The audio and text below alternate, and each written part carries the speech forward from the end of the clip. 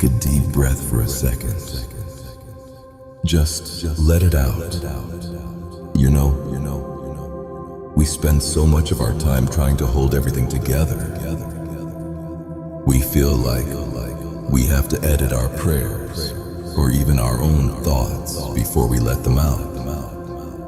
But when you sit with the Psalms, you realize something pretty quickly. They aren't interested in your polite version of yourself. Think about it. Have you ever felt that raw, heavy silence in the middle of the night?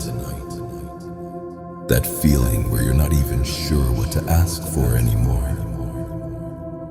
The people who wrote these songs, they were right there with you. They weren't writing for a religious ceremony. They were breathing. They were screaming. They were laughing. I think that's why they've lasted thousands of years. It's because they give you permission.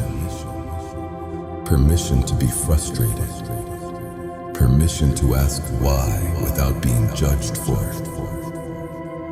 See, we often treat spirituality like a ladder we have to climb. But the Psalms treat it like a conversation at a kitchen table.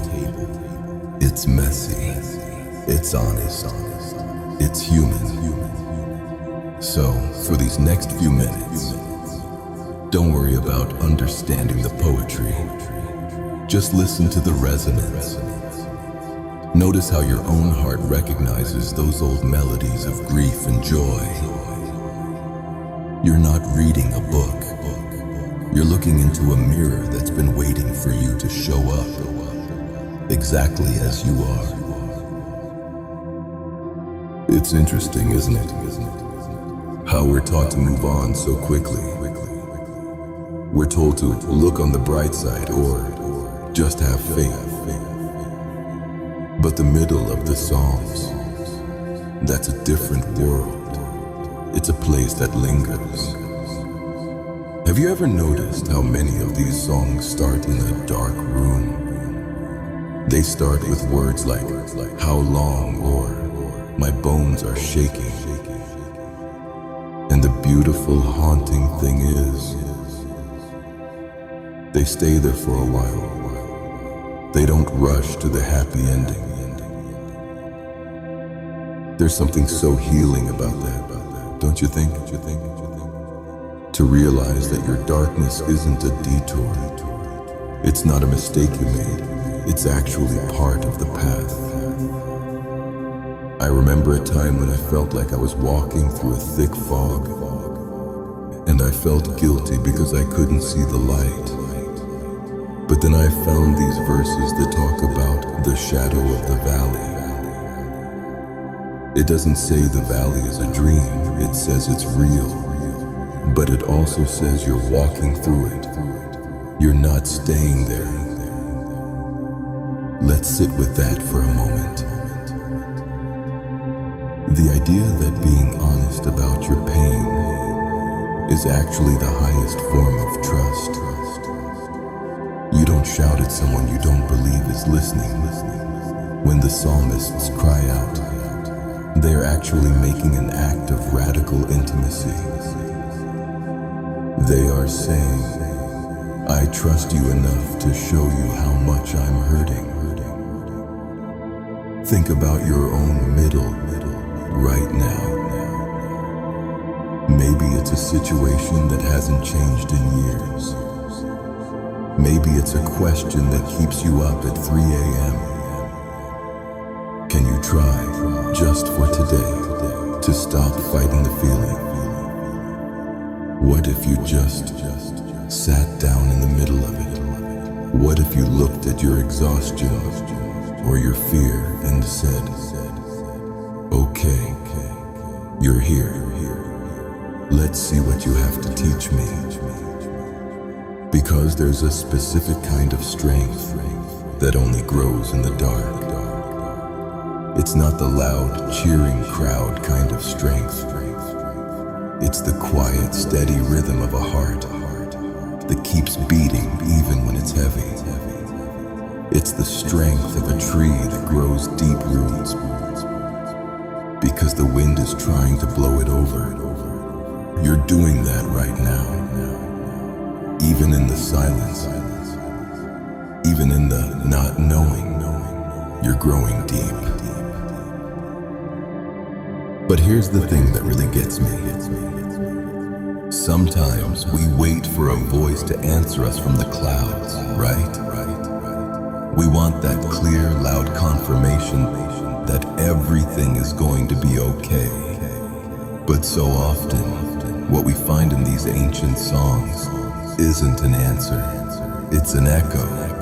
It's like shouting into a canyon. You don't always get a new message back. You get your own voice returned to you, but transformed, softened. Have you ever felt like your prayers are just bouncing off the ceiling? I want you to consider that maybe that bounce isn't rejection. Maybe it's the universe or something much bigger than us, holding your words, weighing them, and letting them settle. There's a strange comfort in realizing that even the greatest writers of these psalms felt ignored sometimes. They'd say, "Why are you hiding your face?" Or, "Are you asleep?" It sounds almost disrespectful, doesn't it? But it's actually the most honest thing a person can say. It's the sound of someone who refuses to give up on the connection. Think about the rhythm of your own life right now, the inhaling and the exhaling. We usually focus so much on the doing, the big events, the breakthroughs, but most of life happens in the pauses, in the gaps between the notes. The Psalms teach us how to inhabit those gaps. They tell us that the silence isn't empty, it's full of potential. It's like a seed under the dirt in winter. Nothing is moving on the surface, but everything is happening underneath. I wonder, what would happen if you stopped trying to solve the puzzle of your life for just a minute? What if the point isn't to figure it out, but to simply be present in the mystery? There's a line that says, "Deep calls unto deep." Not surface calls unto surface, not happy calls unto happy. But the deepest, most hidden part of who you are is calling out to the deepest part of existence. And that kind of conversation doesn't need perfect grammar. It doesn't even need a resolution. It just needs you to stay in the room, to stay in the feeling, to stay in the breath. As we start to come back from this space, I want you to carry one thought with you. You don't have to arrive anywhere. You don't have to be healed or fixed by the time the sun goes down.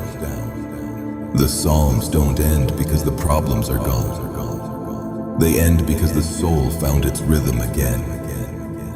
It's okay to carry the questions and the peace at the same time. They can live in the same heart.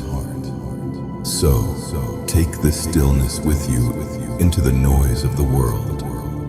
Let it be your secret garden.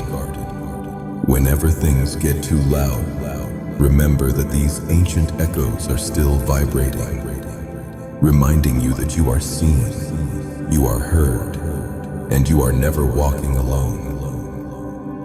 Thank you for sharing these minutes of silence and soul with me. It means a lot to have you here in this quiet corner of the internet. If this reflection touched something in you today, please consider subscribing to the channel and giving this video a like. It helps these words reach others who might need a moment to breathe too.